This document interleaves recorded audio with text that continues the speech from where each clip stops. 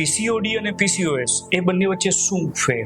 PCOD it's a connected with lifestyle. It's metabolic disorder. એ કોઈ રોગ નથી. પીસીઓડી કે પીસીઓએસ ના કોમ્પ્લિકેશન્સને કારણે ફિમેલને ક્યારેક કન્સીવ કરવામાં તકલીફ પડે? PCOD patients are more prone to having a diabetes in early 35-36 years of age. After 40 marriage plan કરતા હોય તો એ લોકો માટે શું? તમે વિઝ્યુઅલાઇઝ કરો કે તમારું બાળક કેવું આવશે, મેનિફેસ્ટ કરો તમારી પ્રેગ્નન્સીને, સો ઇટ્સ પોસિબલ. તો લાઇફસ્ટાઇલમાં એવા શું ચેન્જીસ જરૂરી છે કે જેને કારણે ફર્ટિલિટીનું લેવલ ઇન્ફર્ટિલિટી ટુ ફર્ટિલિટી તરફ આગળ વધી શકાય? લાઇફસ્ટાઇલ મોડિફિકેશન મેલ્સને બી જરૂરી છે, કેમ કે મેલ ફર્ટિલિટી પણ લાઇફસ્ટાઇલ ચેન્જીસના લીધે આવે છે. સ્ત્રીએ પોતાના માટે ટાઈમ કાઢી અને પોતાના માટે એક્સરસાઇઝ કે યોગા કે વ્યાયામ કરવા જોઈએ. સ્ટ્રેસ કેટલો અફેક્ટ કરે મેલ ફર્ટિલિટી? હેલો ફ્રેન્ડ્સ, રાજ ઇનસાઇડ કોર્નરમાં આપનું હાર્દિક સ્વાગત છે. છેલ્લા કેટલાક સમયથી મહિલાઓમાં જોવા મળતા પીસીઓડી, પીસીઓએસ અને મેલ ફર્ટિલિટી, ફિમેલ ફર્ટિલિટીના ઘણા બધા ટોપિક્સ એવા છે જેના વિશે આપણે વાત કરવાના છીએ ડૉક્ટર જલ્પા સંખાવરા સાથે, જે ફર્ટિલિટી એક્સપર્ટ્સ છે. હેલો ડૉક્ટર, કેમ છો? આઈ એમ ફાઇન, તમે કેમ છો? બસ એકદમ સરસ. ડૉક્ટર, આજનો પોડકાસ્ટ મેઇન જે છે એ તમારા સબ્જેક્ટ ઉપર છે કે છેલ્લા કેટલાક સમયથી હ્યુમન્સની અંદર ફર્ટિલિટીના ઇશ્યુઝ અને ખાસ કરીને વિમેન્સમાં પીસીઓડી, પીસીઓએસ ને ફાઇબ્રોઇડ્સ ને એ બધાને લગતા ઘણા બધા ક્વેશ્ચન્સ જોવા મળે છે. તો એ બધા પ્રોબ્લેમ્સનું ઘણા બધા ક્વેશ્ચન્સ અમે આજે લઈને આવ્યા છીએ તમારી સાથે, જેનું અમારે ડિસ્કસ કર્યું છે. અને અમારા વ્યુઅર્સની સૌથી વધારે એક્સપેક્ટેશન છે કે આપની પાસેથી એમને બધા જ આન્સર મળી રહેશે. Okay, sure. ડૉક્ટર, પહેલો ક્વેશ્ચન કે પીસીઓડી અને પીસીઓએસ એ બંને વચ્ચે શું ફેર? પીસીઓડી મતલબ પોલિસિસ્ટિક ઓવેરિયન ડિસીઝ, પીસીઓએસ મતલબ પોલિસિસ્ટિક ઓવેરિયન સિન્ડ્રોમ. બંને એક જ છે, પણ બંનેના અલગ અલગ મોડિફિકેશન થયેલા નામ છે. બની શકે કે ભવિષ્યમાં પીસીઓડી અને પીસીઓએસ ની જગ્યાએ બીજું નામ પણ આવી શકે. તો પીસીઓડી અને પીસીઓએસ બંને સેમ જ છે, કોઈ અલગ નથી. ઓકે, તો બેયના કોમન સિમ્પટમ્સ શું હોય કે જેને કારણે બેયને ડિફરન્શિએટ કરી શકાય? બંનેને ડિફરન્શિએટ કરવાના જ નથી, બંને સેમ જ છે. પીસીઓડી અને પીસીઓએસ બંને સેમ જ છે. બંનેના લક્ષણોમાં, મતલબ કે પીસીઓડી ના લક્ષણોમાં અનિયમિત માસિક આવવું, મૂડ સ્વિંગ્સ થવા, વજન વધવું, પ્રેગ્નન્સી કન્સીવ કરવામાં ઇસ્યુ આવવો, નબળાઈ લાગવી, આ બધા લક્ષણો ખાસ કરીને વજનની વધવાની સાથે ચહેરા ઉપર કે શરીરના ભાગે જે મેલ પેટર્નમાં, પુરુષની પેટર્નમાં હેરનો ગ્રોથ થતો હોય એ રીતે ગ્રોથ થાય, જે પીસીઓડી ના લક્ષણોમાં આવે છે. ઓકે, અને એને ડાયગ્નોઝ કેવી રીતે કરી શકાય? Yes, there are so many tests or investigations are available. Sonography દ્વારા પણ એને ડાયગ્નોઝ કરી શકાય છે. રિપોર્ટ્સ, બ્લડ રિપોર્ટ્સ દ્વારા બી એને ડાયગ્નોઝ કરી શકાય છે. અમારી પાસે કોઈ પેશન્ટ આવતા હોય અને અમને લક્ષણ આપતા હોય કે ભાઈ અમને અનિયમિત માસિક છે, માસિક મિસ થાય છે, વર્ષમાં 4-5 વખત માસિક આવે છે, તો શું મને પીસીઓડી હશે? તો અમે પહેલા પ્રોપર ડાયગ્નોસિસ ઉપર પહોંચતા પહેલા અમે રિપોર્ટ્સ કરાવતા હોય છે, બ્લડ રિપોર્ટ્સ, જેમાં અમે હોર્મોનલ પ્રોફાઇલ કરાવતા હોય છે અને સોનોગ્રાફી કરતા હોય છે, જેમાં અમે ફાઇનલ ડાયગ્નોસિસ ઉપર પહોંચતા હોય કે આ પેશન્ટને પીસીઓડી છે કે બીજો કોઈ પ્રોબ્લેમ છે. એને સોલ્વ કરી શકાય આવા પ્રોબ્લેમ્સને? Yes, PCOD it's a connected with lifestyle. It's metabolic disorder. એ કોઈ રોગ નથી, એ બોડીમાં અમુક જે ચેન્જીસ થાય છે એના લીધે જે લક્ષણો આવે છે એને આપણે પીસીઓડી કહેવાય. યસ, આ જ વસ્તુ બહુ મહત્વની છે. થોડાક રીઝન્સના કારણે સર્જાયેલા હોર્મોનલ ઇમ્બેલેન્સ છે, પણ મોટાભાગના લોકો એને રોગ તરીકે જોવે છે. Yes, right. તો આ વસ્તુ તમે એક બહુ સારી કીધી કે પીસીઓડી કે પીસીઓએસ એ કોઈ રોગ નથી, એ માત્ર એબનોર્મલ હોર્મોનલ ઇમ્બેલેન્સ છે.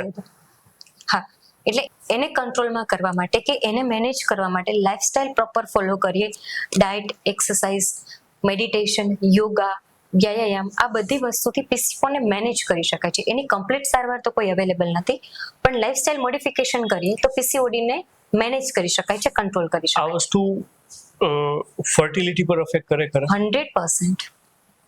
ફિમેલ કે મેલ બંને? ફિમેલ ને પીસીઓડી હોય છે. હા, એ તો ખ્યાલ છે, પણ સાથે સાથે ફર્ટિલિટીનો ઇશ્યુ છે તો કે મેલને બી ચેન્જીસની રિક્વાયરમેન્ટ હોય લાઇફસ્ટાઇલની? હા, યસ, 100%. લાઇફસ્ટાઇલ મોડિફિકેશન મેલ્સને બી જરૂરી છે, કેમ કે મેલ ફર્ટિલિટી પણ લાઇફસ્ટાઇલ ચેન્જીસના લીધે આવે છે. મતલબ એ કેવી રીતે અફેક્ટ કરે ફિમેલને ફર્ટિલિટીના ઇશ્યુઝમાં? ઓકે, પીસીઓડીમાં પીસીઓડી મતલબ પી મતલબ પોલી, સી મતલબ સિસ્ટ, ઓ મતલબ ઓવરીઝ અને ડી મતલબ ડિઝીઝ, મતલબ કે સ્ત્રીના અંડાશયમાં જે મેચ્યોર બીજ બનવા જોઈએ, જે 4 થી 5 બનવા જોઈએ કે 5 થી 6 બનવા જોઈએ, એના કરતા 10 ની 15 ની સંખ્યામાં નાના નાના બીજ બને છે, જેના લીધે પ્રોપર પીરિયડ નથી આવતું. તો બીજ સરખા બનતા નથી, બીજ ટાઈમે બનતું નથી, ટાઈમે છૂટું નથી પડતું, જેના લીધે પ્રેગ્નન્સી કન્સીવ કરવામાં ઇશ્યુ આવે છે. મતલબ કે ઓવ્યુલેશન, જે અંડપતન જે દિવસો હોય છે એ સરખા મેનેજ નથી થતા હોતા, જેના લીધે હોર્મોનલ ઇમ્બેલેન્સ થાય છે. જે પ્રોપર હોર્મોન્સનું લેવલ હોવું જોઈએ સ્ત્રીના બોડીમાં એ પ્રોપર મેનેજ નથી થતું, જેના લીધે ઇન્ફર્ટિલિટી થાય છે. લાઇફસ્ટાઇલમાં એવા શું સુધારા કે જેને કારણે ડિસીઝ ફ્રી લાઈફ જીવી શકાય નોર્મલી? ઓકે, લાઇફસ્ટાઇલમાં સૌપ્રથમ કે આપણા બધાની અત્યારે સેડેન્ટરી લાઈફ થઈ ગઈ છે. આપણા ફોર ફાધર્સ જે મહેનત કરતા એ મહેનત હવે આપણે એટલી નથી કરી શકતા, આપણું બેઠાડું જીવન થઈ ગયું છે. બીજું સ્ટ્રેસ, આપણા બધાની લાઈફમાં કંઈક ને કંઈક સ્ટ્રેસ છે, તે સ્ટ્રેસને મેનેજ કરવું જોઈએ. ફિઝિકલ એક્ટિવિટી વધારવી જોઈએ, યોગાસનો કરવા જોઈએ, વ્યાયામ કરવા જોઈએ, મેડિટેશન કરવું જોઈએ, પ્રોપર ફૂડ લેવું જોઈએ. અત્યારે લોકો સેટરડે સન્ડે હોય તો વીકેન્ડ્સમાં મોસ્ટ ઓફ બહાર જ બધા ખાતા હોય છે, હોટેલમાં જઈને, રેસ્ટોરન્ટમાં જઈને. તે બધા ફૂડમાં પ્રિઝર્વેટિવનો યુઝ થયો હોય છે, તો એવો ખોરાક ટાળવો જોઈએ ખાવામાં. સ્ટ્રેસ ફ્રી લાઈફ, સ્ટ્રેસને કંટ્રોલ મેનેજ કરવાની ટ્રાય કરવી જોઈએ. પ્રોપર લાઈફસ્ટાઈલ મેનેજ કરીએ તો પ્રોપર હોર્મોન બેલેન્સ જે થયું હોય, હોર્મોન્સ બેલેન્સમાં આવી જાય. જે વેઇટ ગેઇન થયો હોય એને પણ કંટ્રોલમાં કરી શકીએ, વોકિંગ બી કરી શકીએ આપણે. ફિઝિકલ એક્ટિવિટી ઇન શોર્ટ વધારવી જોઈએ. ઘણા ફિમેલ્સ એવું કહેતા હોય છે કે અમે આખો દિવસ ઘરમાં કામ કરીએ છીએ તો એ અમારી એક્સરસાઇઝ જ છે. સો એ કે પછી થોડું એક્સ્ટ્રા એફર્ટ્સ જરૂરી છે? સ્ત્રી એક એવું પાત્ર છે કે સ્પેશિયલી જે સ્ત્રીઓ ઘરકામ સાથે જોડાયેલા છે એ લોકો એના માટે પૂરતો ટાઈમ જ નથી આપતા. ઘરની જવાબદારીમાં કે ભાઈ આની રસોઈ બનાવવાની, બાળકોની, બધાની જવાબદારીમાંથી એ લોકો બહાર જ નથી નીકળી શકતા, જેના માટે પોતાની હેલ્થને એ લોકો પ્રાથમિકતા નથી આપતા. ઘરકામ એક કાઇન્ડ ઓફ એક એક્ટિવિટી છે, હાઉસ હોલ્ડ કોર્સ છે. ફિઝિકલ એક્ટિવિટી એ પણ એક હાઉસ હોલ્ડ કોર્સમાં ઇન્વોલ્વ થઈ શકે, પણ એક્સરસાઇઝ માટે પ્રોપર વોકિંગ, જેમાં 45 મિનિટ ટુ 1 અવરનું વોકિંગ જરૂરી છે. પ્રોપર એક્સરસાઇઝ જરૂરી છે કે જે બોડીની અમુક કેલરીઝ છે એને બાળી શકે. અને ઘણી વખત એવું થતું હોય કે એક્સરસાઇઝના લીધે આપણને ઘણા બધા સારા વાઇબ્સ બી આવતા હોય છે. જ્યારે ઘરકામ it's a kind of exercise, પણ એમાં સ્ત્રી પોતાની તો પ્રાથમિકતા આપતી જ નથી, એ બધા ફેમિલી મેમ્બર્સ માટે કરે છે.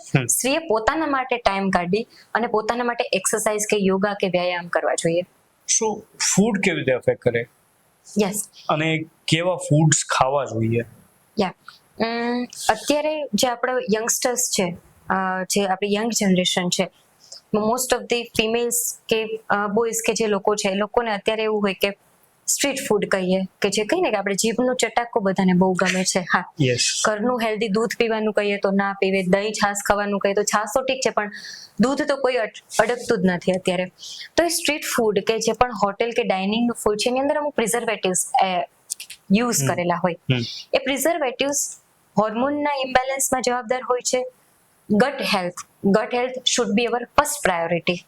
જે આપણે કહીએ કે આપણા જેનું પાચન સરખું હોય ને, પેલું સુખ તે જાતે નરિયામાં, જેનું પાચન સુખ હોય ને, એનું પાચન તંત્ર જેનું સારું હોય એની હેલ્થ એકદમ સારી હોય. તો બહારનું આપણે ખાઈએ છીએ, પ્રિઝર્વેટિવ વાળું ખાઈએ છીએ, ફ્રાઈડ ફૂડ ખાઈએ કે અમુક ફ્રોઝન ફૂડ આપણે ખાઈએ તો આપણી ગટ હેલ્થને બગાડે છે, જેના લીધે અલ્ટિમેટલી આપણી ઓવરઓલ હેલ્થ બગડે છે. હોર્મોનલ ઇમ્બેલેન્સ તો થાય જ છે, પણ ઓવરઓલ હેલ્થ બગડે છે. એટલે ડાયટમાં જે લીલા શાકભાજી છે, જેટલું પણ લીલા દેખાતા શાકભાજી છે, જેટલા પણ લાલ શાકભાજી છે, બધા ફ્રૂટ્સ, નટ્સ, આ બધું આપણે ડાયટમાં સામેલ કરવું જોઈએ, જેના લીધે આપણે હેલ્થને આપણે મેનેજ કરી શકીએ. ઓકે, પીસીઓડી કે પીસીઓએસના કોમ્પ્લિકેશન્સને કારણે ફિમેલને ક્યારેક કન્સીવ કરવામાં તકલીફ પડે? હા, પડે. આપણે આગળ જ વાત કરી કે પીસીઓડી અને પીસીઓએસ બંને સેમ જ છે, પણ જેમાં અનિયમિત માસિક ધર્મ હોય છે તો એના લીધે ઓવ્યુલેશન ટ્રેક કરવું અઘરું હોય છે. પ્રોપર ટાઈમે ઓવ્યુલેશન નથી થતું, તો એના લીધે ફર્ટિલિટી ઇશ્યુઝ આવવાના જ છે. અને એનાથી કઈ બીજા કોઈ complications?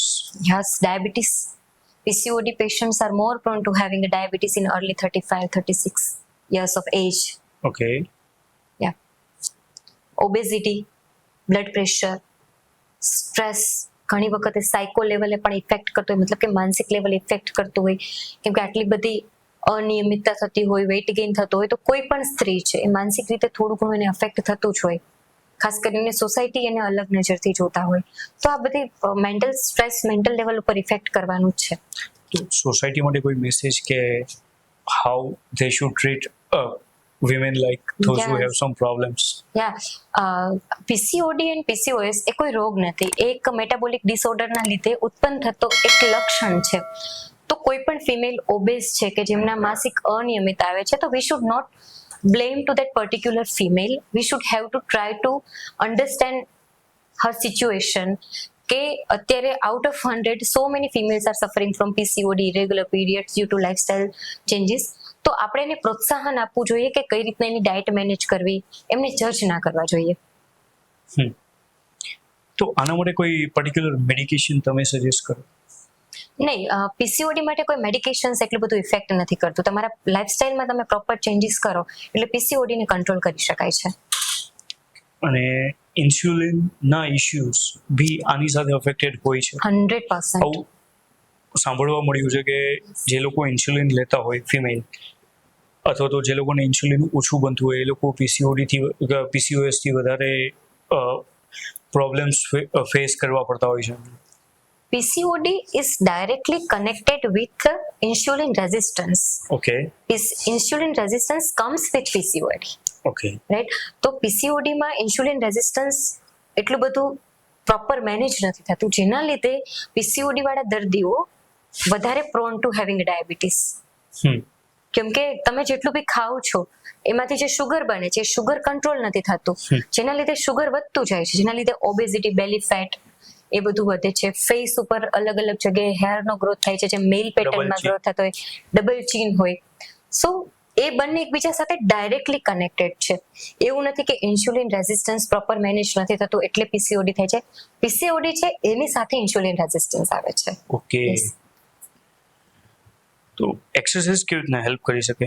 Yes, exercise, proper exercise તમે કરો એટલે તમારા શરીરની અમુક કેલરીઝ બળે, જેના લીધે આપણી જે મેટાબોલિઝમની પ્રોસેસ છે, જે ડિટોક્સિફિકેશનની પ્રોસેસ છે, એ પ્રોપર મેન્ટેન થાય, જેના લીધે હોર્મોનનું બેલેન્સ થઈ જાય અને જે પીસીઓડીમાં ડાયરેક્ટલી ઓર ઇનડાયરેક્ટલી એકબીજાને હેલ્પ કરે along with insulin resistance. Okay.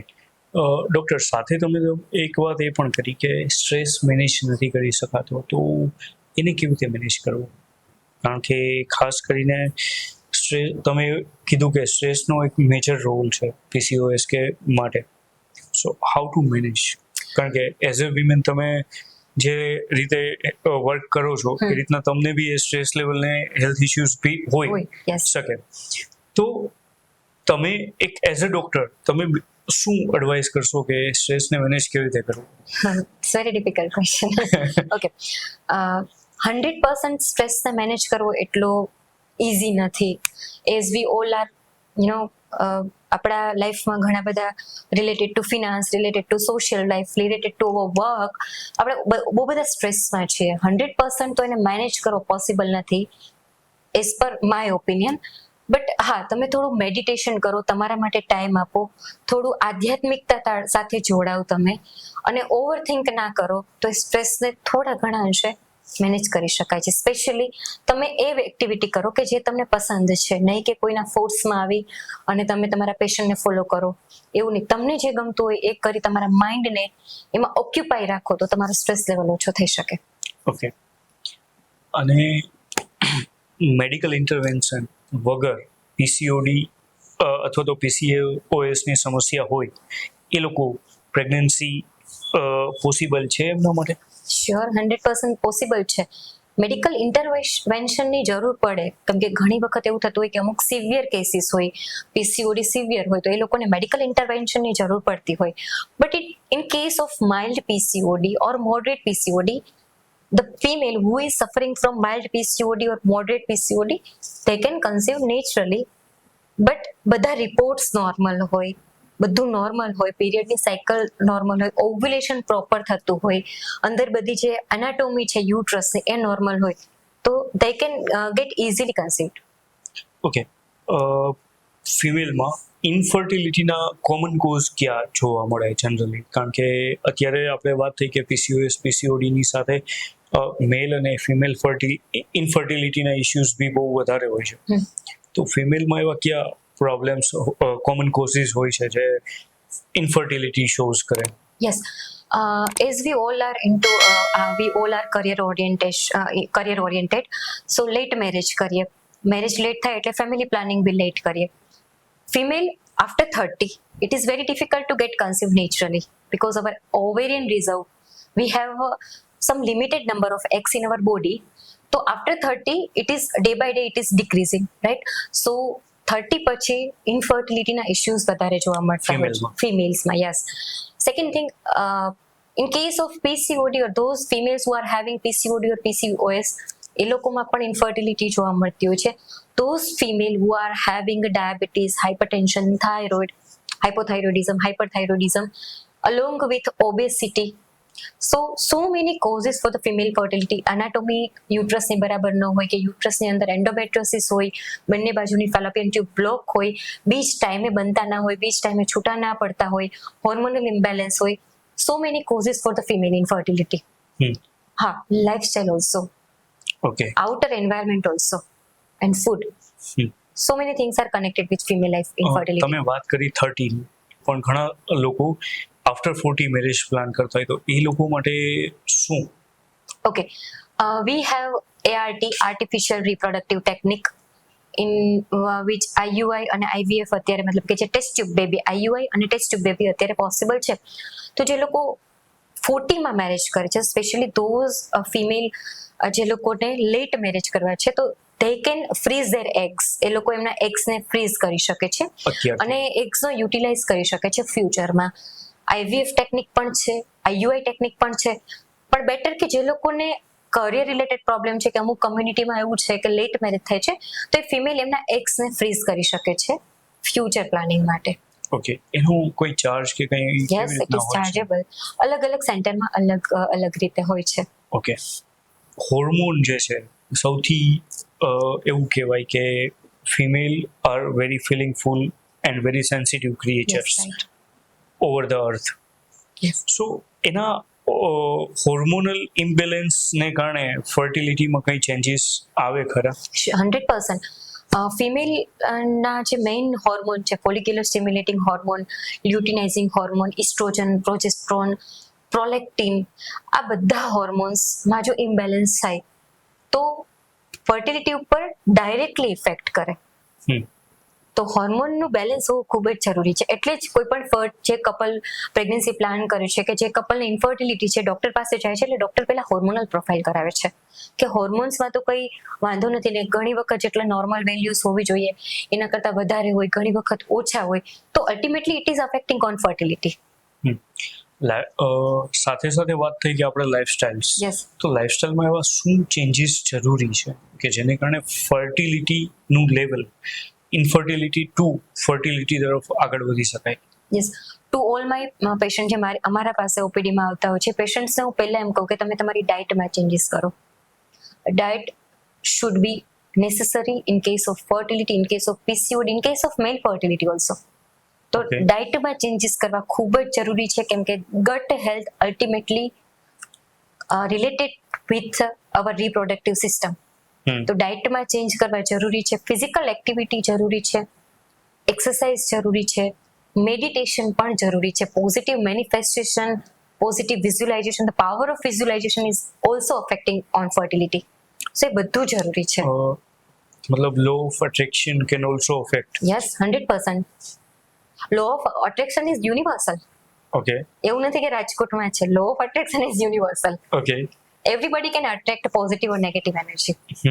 તો એનાથી ને મેનિફેસ્ટેશન કરવાથી સ્ટ્રેસ લેવલ કે બીજા બધા સિચ્યુએશન્સમાં થોડી ઘણી હેલ્પફુલ થઈ શકે ખરા? યસ, થઈ શકે.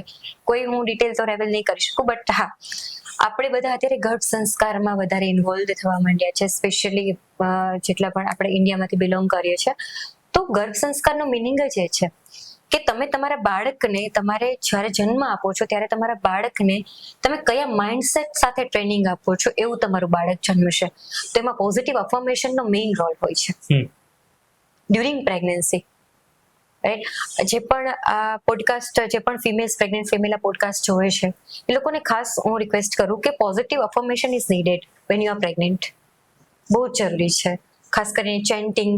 તમે વિઝ્યુઅલાઇઝ કરો કે તમારું બાળક કેવું આવશે, મેનિફેસ્ટ કરો તમારી પ્રેગ્નન્સીને. So it's possible. ઓકે, તો એને કારણે ફર્ટિલિટીમાં બી ઇમ્પ્રુવમેન્ટ આવે. ઓકે. અને fertility is it's a kind of social trauma and only female can understand this trauma. Okay. લગ્નના 7 વર્ષ થઈ ગયા, 6 વર્ષ થઈ ગયા, તમે કોઈ પ્રસંગોપાત જાઓ છો ને તમને કોઈ રિલેટિવ આવીને એમ કે તારા લગ્નને 6 વર્ષ થઈ ગયા, હજુ તારે છોકરું નથી, it is affecting to female mindset. Yes. તો અલ્ટિમેટલી ફિમેલને તો ડિમોટિવેટ ફીલ થવાનું, એટલે આવીને એક વસ્તુ વિચાર્યા કરે કે ભાઈ હવે બાળક નથી રહેતું, હવે બાળક નથી રહેતું. તો એ આપણા હેપી હોર્મોન ઉપર બી ઇફેક્ટ કરે, સ્ટ્રેસ હોર્મોન ઉપર બી ઇફેક્ટ કરે. Ultimately everything is affecting on our reproductive hormones. Ovulation problems क्या હોય generally? Ovulation problem in the sense કે ઘણા લોકો ઓવ્યુલેશન ટ્રેક નથી કરી શકતા હોતા. ડોક્ટર્સ અત્યારે ફર્ટિલિટી વાળા પેશન્ટ્સને બોલાવે જ છે ઓવ્યુલેશન ટ્રેકિંગ માટે. ઘણા લોકોને વહેલું થતું હોય, ઘણા લોકોને મોડું થતું હોય, ઘણા લોકોને પ્રોપર ઓવ્યુલેશન ના થતું હોય, કેમ કે ફિમેલ્સ પાસે એની સાયકલમાં 4 કે 5 જ દિવસ હોય છે કન્સીવ કરવા માટેના. અને એમાં પણ ઇઝીલી ટ્રેક નથી કરી શકતા. આજકાલ તો ઘણું બધું અવેલેબલ છે, ઓપી કિટ અવેલેબલ છે કે ઓવ્યુલેશન ટ્રેકિંગ કિટથી તમે ચેક કરી શકો કે આર યુ ઓવ્યુલેટિંગ ઓર નોટ. ઘણી વખત એવું થતું હોય કે ઓવ્યુલેશન દરમિયાન, એ પણ ફોલિક્યુલર સ્ટડીમાં પણ ઓવ્યુલેશન અત્યારે પોસિબલ છે, તો એના થ્રુ ટ્રેકિંગ કરી અને જો એ ડેઝમાં પ્રોપર ઇન્ટરકોર્સ કરવામાં આવે તો પ્રેગ્નન્સી કન્સીવ કરવાના ચાન્સીસ વધારે હોય છે. આની સાથે સાથે ડોક્ટર એક ક્વેશ્ચન એ પણ છે કે birth control pill does it affect? OC pill itself oral contraceptive pills. Okay. If you are having OC pills, તમે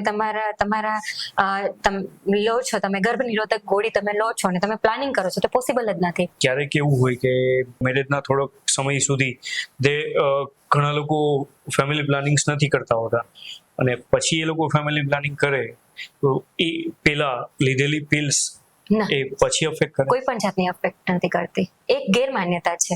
ઘણા લોકો આવીને ઓપીડીમાં એમ કહે છે કે OC pills લેવાથી મારો વજન વધે છે, OC pills લેવાથી મારા ફર્ટિલિટી રેટ્સ ઘટ્યા છે. એવું બિલકુલ નથી હોતું.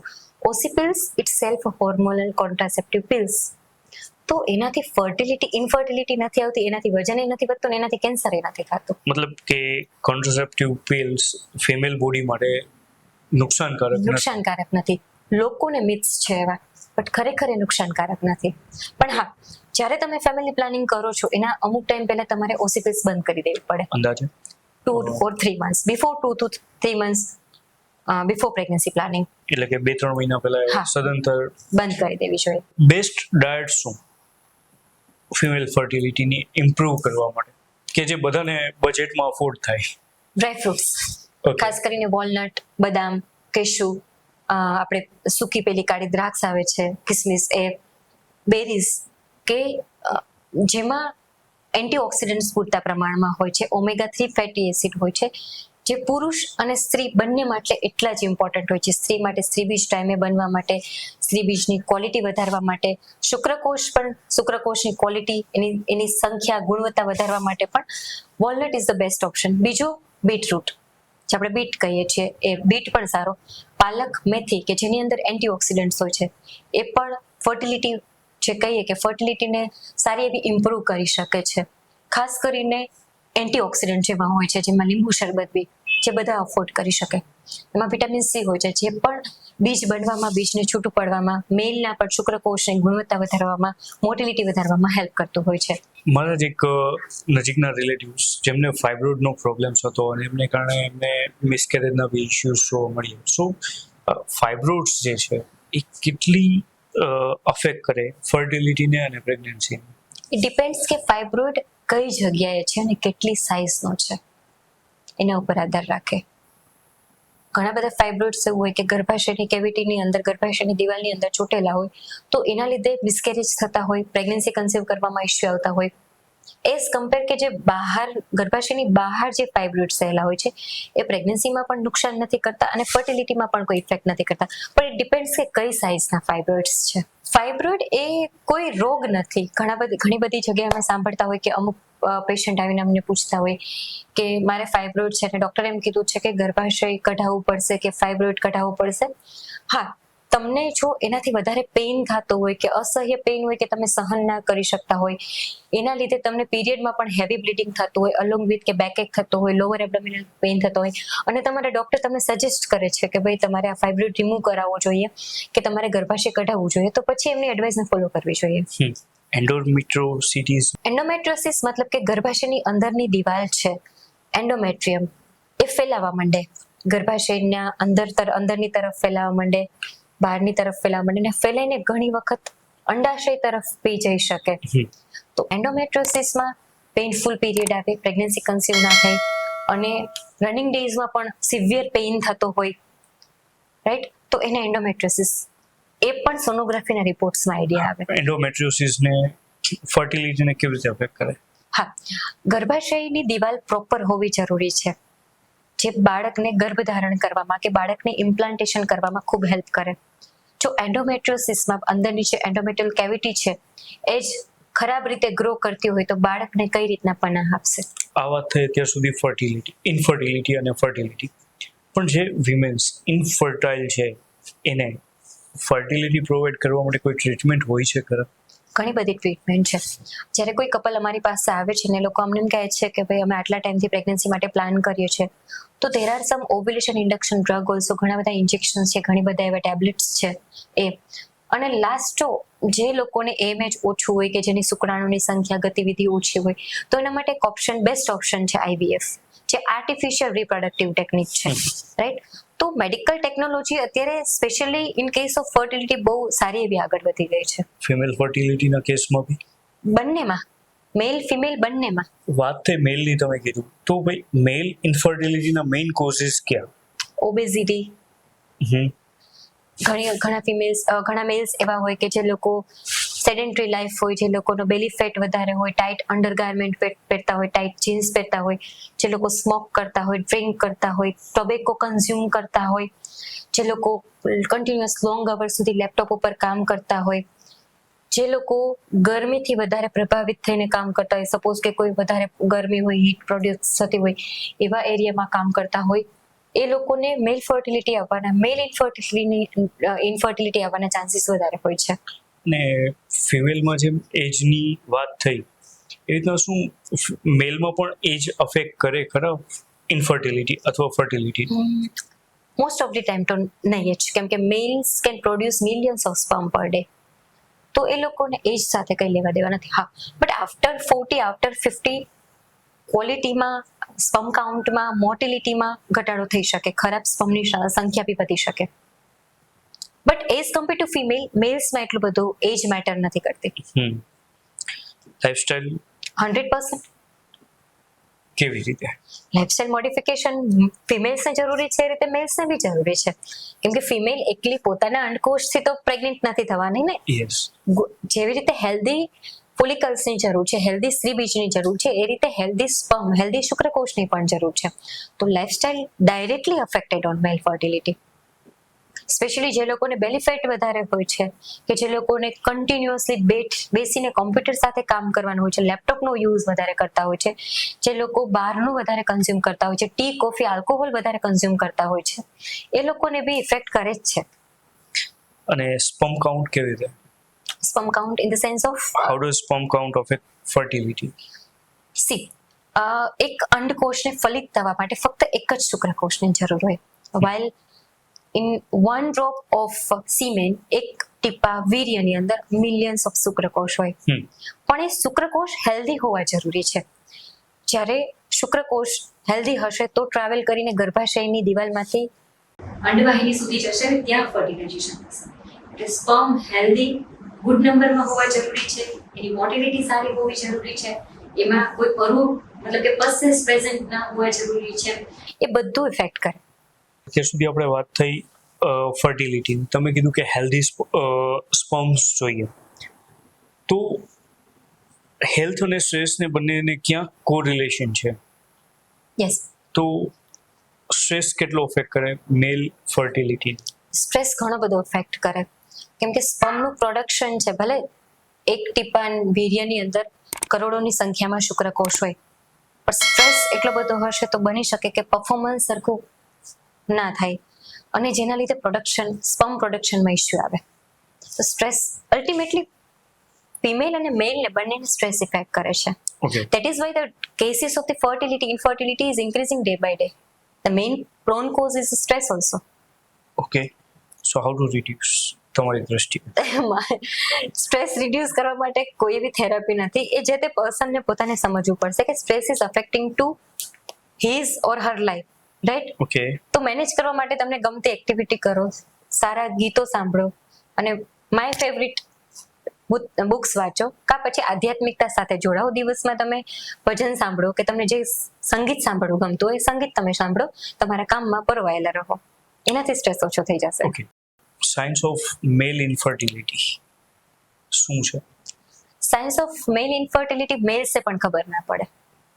શું વાત છે? હા, મતલબ કે તમે ડોક્ટર પાસે જાઓ છો, મતલબ કે કોઈ વ્યક્તિમાં એઝ અ મેલ ઇન્ફર્ટિલિટી એનામાં છે પણ એને ખુદને ના ખબર. ના જ ખબર પડે. તમે ડોક્ટર પાસે જાઓ છો, ઓકે, બરાબર, ફિમેલને બી ના ખબર પડે.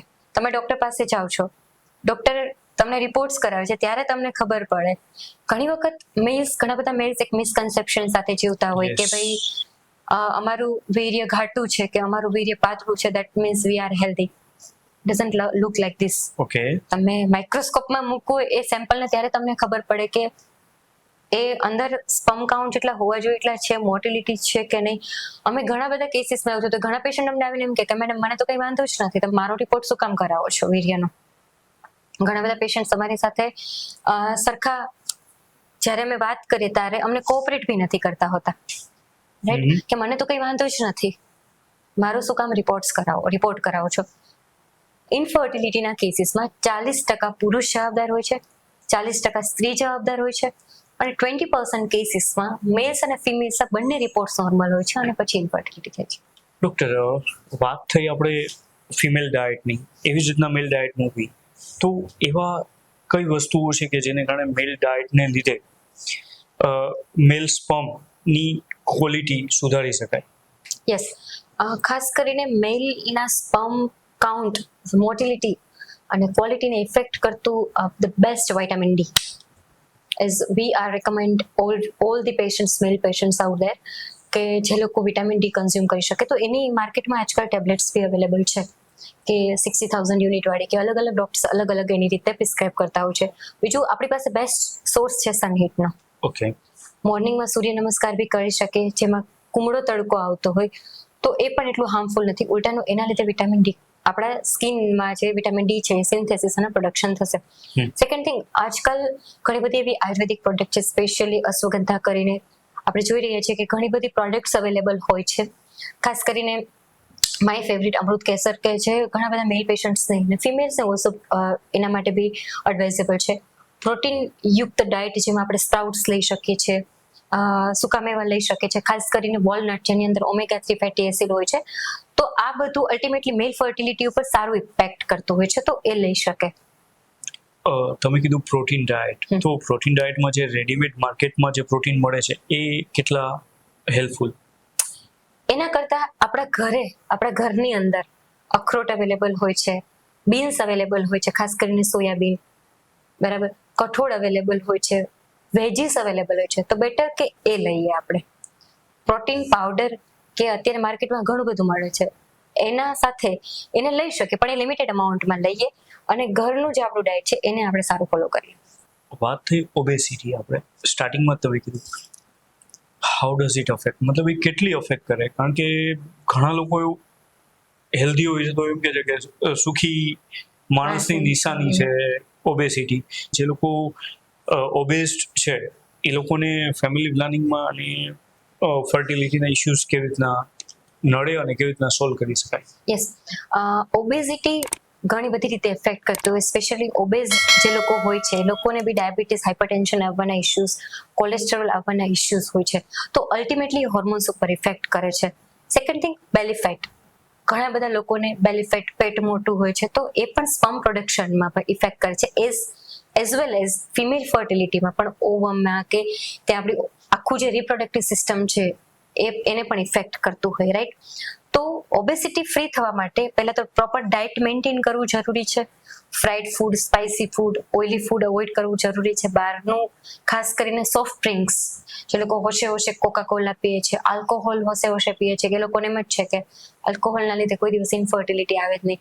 સ્પેશિયલી અત્યારની જનરેશન છે જેમાં ફિમેલ્સ બી they are like smoke, drink આ બધું કરતા હોય છે.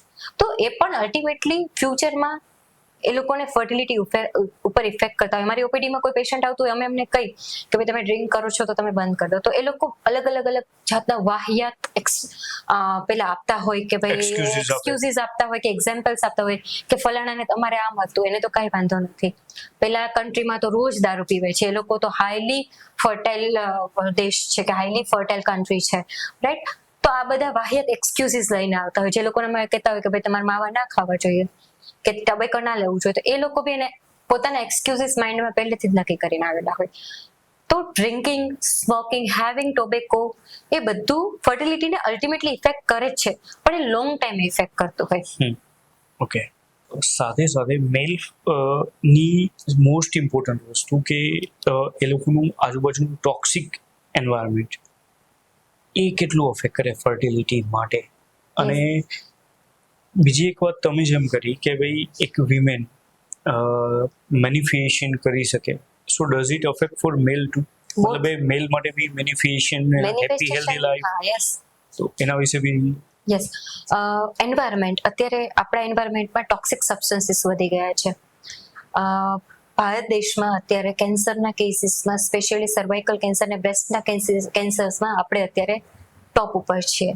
એઝ વેલ એઝ ફર્ટિલિટીમાં પણ આપણે અત્યારે આપણા જે કેસીસ છે ઇનફર્ટિલિટીના એ પણ વધતા જાય છે. એવી રીતે પીસીઓડીના કેસીસ પણ વધતા જાય છે, અને એવી રીતે મેલ ફર્ટિલિટીના કેસીસ વધતા જાય છે. અને સાથે સાથે મેલમાં ટેસ્ટિકલ કેન્સર્સ બી જોવા મળે છે, પિનેલ કેન્સર બી જોવા મળે છે. ઓકે, સો એ કેટલા અફેક્ટ કરે ફર્ટિલિટીને? અધરવાઇઝ એનું પ્રમાણ એના બોડીમાં છે એ કેવી રીતે ખ્યાલ આવે? યસ, પિનલ કેન્સર અને ટેસ્ટિકલ કેન્સરમાં ઘણી વખત એવું થતું હોય કે આપણને ખબર બી ના હોય. કોઈ એવા એબનોર્મલ સિમ્ટમ્સ દેખાતા હોય, જેમ કે ડિસ્ચાર્જ આવવો, ટેસ્ટિકલ્સમાં સ્વેલિંગ આવવું, પીનીસ ઉપર એવા રેશિસ થવા કે એમાંથી ખરાબ ડિસ્ચાર્જ આવવું, ત્યારે આપણને ડાઉટ જાય કે ભાઈ સમથિંગ ઇઝ રોંગ, રાઈટ? તો એના ઉપરથી અર્લી સ્ટેજમાં જે સિમ્ટમ્સ દેખાય છે એમાં આપણે ડોક્ટર પાસે જતું રહેવું જોઈએ.